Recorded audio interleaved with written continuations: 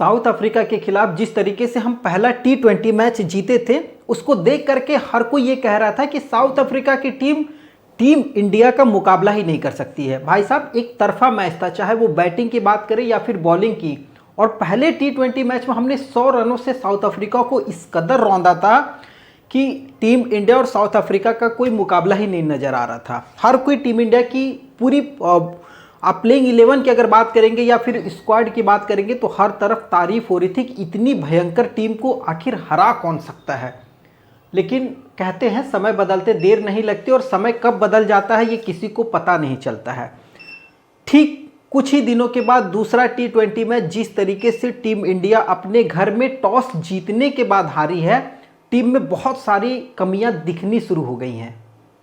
बहुत सारी कमियां, जिस तरीके से हम टेस्ट मैचों में बात कर रहे थे, ओडीआई के जो टीम है उसमें बात कर रहे थे कि गौतम गंभीर का बहुत सारा दबदबा है। गौतम गंभीर अपने फेवरेट खिलाड़ियों के लिए बहुत सारे खिलाड़ियों की जो कैरियर है उसको बर्बाद कर रहे हैं।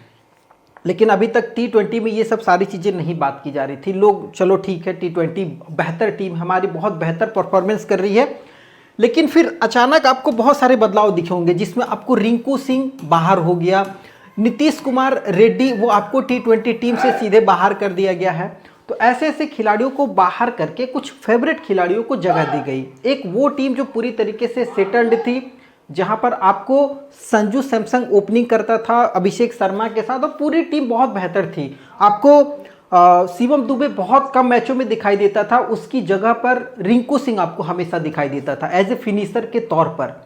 लेकिन धीरे धीरे बहुत सारे बदलाव हुए, और वो बदलाव आपको साउथ अफ्रीका के खिलाफ दूसरे T20 मैच में जिस तरीके से टीम इंडिया ने हारा है, अभी तक के रिकॉर्ड में टीम इंडिया 210 से ऊपर कोई भी टीम अगर बनाई है तो टीम इंडिया वो रन को चेज नहीं कर पाई है।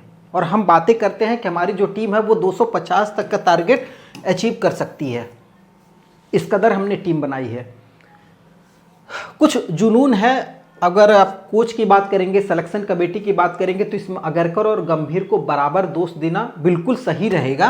अगर आप देखेंगे तो इन सर्च ऑफ कोल, जी हाँ, कोयले की खोज में हमने डायमंड को खो दिया है। उस कोयले की खोज में बहुत बार आपने देखा होगा, कोयले की खदान में जब कोयले की खुदाई होती है तो कई बार हमारे हाथ से मिला हुआ जो हीरा होता है ना, वो भी लगता है ये कोयला ही है। सेम उसी तरीके का हालत हो गई है टीम इंडिया में सिलेक्शन कमेटी को लेकर के, कि शुभमन गिल जैसे कोयले की खोज में हमने ऋतुराज गायकवाड़ हो या फिर संजू सैमसन हो, इस हीरे को खो रहा है, खो दिया है या खो रहा हूँ, ये ऐसी फीलिंग आ रही है अब टीम इंडिया में। बहुत बुरी हालत में हमारी टीम आ गई है।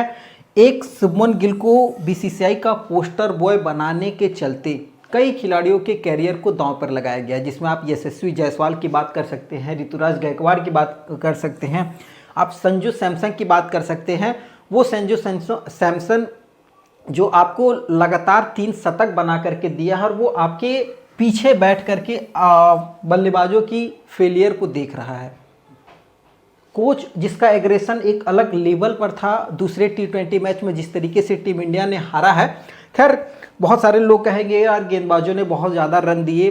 ठीक है भाई साहब, गेंदबाजों ने रन लुटाए हैं, लेकिन कई बार उसी गेंदबाजों ने रन बचाए भी हैं। 212 और 13 रन बहुत बड़ी टारगेट नहीं थी, अचीव किया जा सकता था, लेकिन कुछ पागलपन वाले फैसले ने, जिसमें अगर आप बात करेंगे अक्षर पटेल की परफॉर्मेंस को लेकर के, उनको 3 नंबर पर खिलाना, भाई साहब आपका तिलक वर्मा 3 नंबर डिजर्व नहीं करता, या फिर सूर्य कुमार यादव 3 नंबर डिजर्व नहीं करता है। जहां पर आप अक्षर पटेल को 3 नंबर खिलाना ही चाहते हो, मतलब आपको तिलक वर्मा पर विश्वास नहीं है या फिर सूर्य कुमार यादव पर विश्वास नहीं है कि 3 नंबर के लिए बेहतर बैट्समैन है, आप अक्षर पटेल को थोप रहे हो, जिस तरीके से टेस्ट में वाशिंगटन सुंदर को थोपा गया है। खैर, फेवरेटिज्म कुछ हद तक बेहतर लग सकती है, लेकिन हमेशा बेहतर नहीं होती है। फेवरेट इतने हो चुके हैं कि ये कठपुतली बना करके कप्तान को रखना चाहते हैं, जो ये चाहेंगे उसी हिसाब से टीम चलेगी, उसी हिसाब से कप्तान फैसले करेगा, और उस फैसलों में इन लोगों के कैरियर पर सवालिया निशान लग गया है, इनके टैलेंट को ख़राब किया जा रहा है। ये भाई साहब शुभमन गिल की अगर आखिरी 50 की बात करेंगे तो वो भी जिम्बाब्वे वाले टूर पर आई थी। अब आप सोच सकते हैं जिसको बीसीसीआई का पोस्टर बॉय बनाने की कोशिश की जा रही है, वो बंदा जिम्बाब्वे के खिलाफ लास्ट 50 बनाया था 59 गेंदों पर। अब आप सोच लीजिए 2024 में 13 जुलाई का वो दिन था जब ये इन्होंने 50 बनाए थे। उसके बाद लगभग 17 इनिंग इन्होंने खेला है, और उस 17 इनिंग की अगर बात करेंगे तो कुछ आपको यहाँ पर ये स्कोर कार्ड दिखेगा जिसमें 20, 10, 5, 47, 29, 4, 12, 37, 5, 15, 46, 29, 4, 0।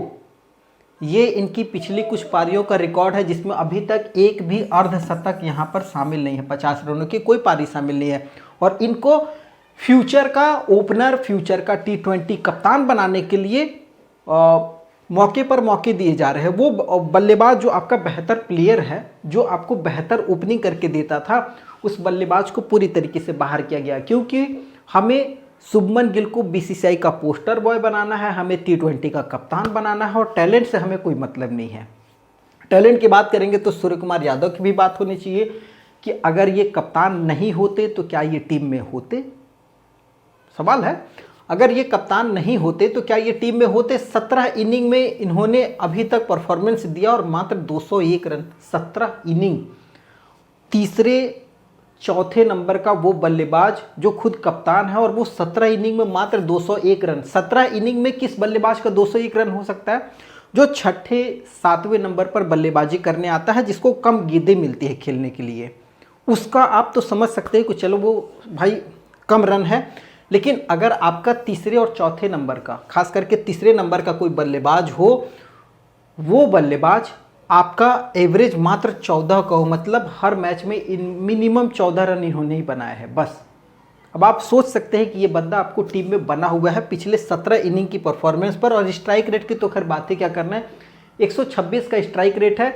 अगर 126 का स्ट्राइक रेट ले करके कोई भी इंडियन प्लेयर टीम इंडिया में आना चाहेगा ना, तो उसके लिए आजीवन रास्ते नहीं है, वो टीम इंडिया में आ ही नहीं सकता है, किसी कीमत पर नहीं आ सकता है 126 की स्ट्राइक रेट के साथ 14 का एवरेज लेकर के। लेकिन ये भाई साहब कप्तान है। हाँ गौती जी, हाँ गौती जी, हाँ गौती ये नहीं बोला, हाँ गौती ये कहा है। भाई साहब गौतम गंभीर का इतना चाटुकार हो चुका है कि गौतम गंभीर ने ये कहा है, वो बिल्कुल सही कहा है, गौतम गंभीर ने ये कहा है, वो कहा, गौती ये कहा, गौती वो कहा। भाई साहब हद है चाटुकारिता की। कप्तान का मतलब होता है आपकी खुद की टीम बनाना। जो फैसले हैं वो कोच से मतभेद हो सकता है, होता है। रोहित शर्मा, राहुल द्रविड़ के बीच में भी हुआ करता था। रोहित शर्मा कई बार अपने खुद के फैसले लेता था और टीम का परफॉर्मेंस पर दिखता था, लेकिन यहाँ पर टीम का परफॉर्मेंस हम 200 रन से ऊपर चेज नहीं कर पा रहे हैं। पहली बैटिंग अगर हम मिल रही है तो हम ज़्यादातर डिपेंड है अभिषेक शर्मा के ऊपर।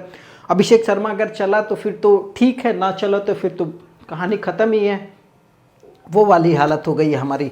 और 50 और 100 की तो खैर बात ही छोड़ दो, दोनों की अगर बात करेंगे, शुभमन गिल और इन दोनों की हाईएस्ट जो है वो 47 है 14 इनिंग में पिछली इनकी ये हालत हो गई। 23 के एवरेज से शुभमन गिल की बल्लेबाजी चल रही है 142 के स्ट्राइक रेट से।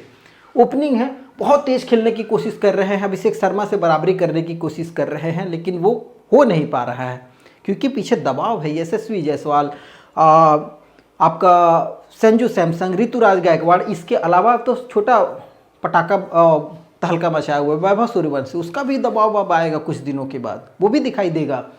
इनकी पिछली कुछ पारियों की बात करेंगे, सूर्य कुमार यादव के साउथ अफ्रीका के खिलाफ 11 गेंदों पर 12, 20, 24, 1, 39, 1, 12, 5, 0, 47, 7, 2, 0, 14, 12, 0। ये इनकी पिछली कुछ बल्लेबाजियां रही है। इसके अलावा साउथ अफ्रीका के खिलाफ दूसरे T20 मैच में भी अगर इनका स्कोर देखा जाएगा तो कुछ खास था नहीं। तो आप सोच सकते हैं कि ये किस कदर तक बल्लेबाजी कर रहे हैं, और ये टीम में बने हुए भाई साहब टीम के कप्तान है ना। कप्तान भाई, कप्तान का तो अलग रोल है। खैर ये दो बल्लेबाज हो गए, और कुछ और है जो खिलाड़ी जिनके ऊपर भी तलवारें लटकी हुई हैं। अगर बात करूंगा जिसमें आपको शिवम दुबे की बात करता हूं। शिवम दुबे ठीक है, आपको साउथ अफ्रीका के खिलाफ 1-2 ओवर निकाल करके दे सकते हैं जब आपकी टीम जो है हावी हो, सामने वाला बल्लेबाज उस कदर पोजीशन में ना हो कि वो वहाँ से स्ट्राइक हिट कर सकता हो। लेकिन क्या आप ऑस्ट्रेलिया, इंग्लैंड या फिर और दूसरी बेहतरीन टीमों के सामने शिवम दुबे को बॉलिंग करवा सकते हो? नहीं ना। बहुत मुश्किल है, नहीं करवा सकते हो। लेकिन आपने नीतीश कुमार रेड्डी जैसा बेहतरीन फिनिशर या फिर रिंकू सिंह जैसा बेहतरीन फिनिशर को बाहर करके शिवम दुबे को लेकर के आए कि शिवम दुबे हमारा बेहतर ऑलराउंडर है। पता नहीं क्या चुल है, बहुत सारी कमियां हैं टीम में। अगर देखा जाएगा तो आपके पास कुलदीप यादव के लिए जगह नहीं है, तो बहुत सारे ऐसे सवाल हैं। और आपको क्या लगता है कौन ऐसा खिलाड़ी और है जिसकी परफॉर्मेंस T20 के हिसाब से जज नहीं करती है, वो टीम में नहीं होना चाहिए, वो आप कमेंट कीजिएगा।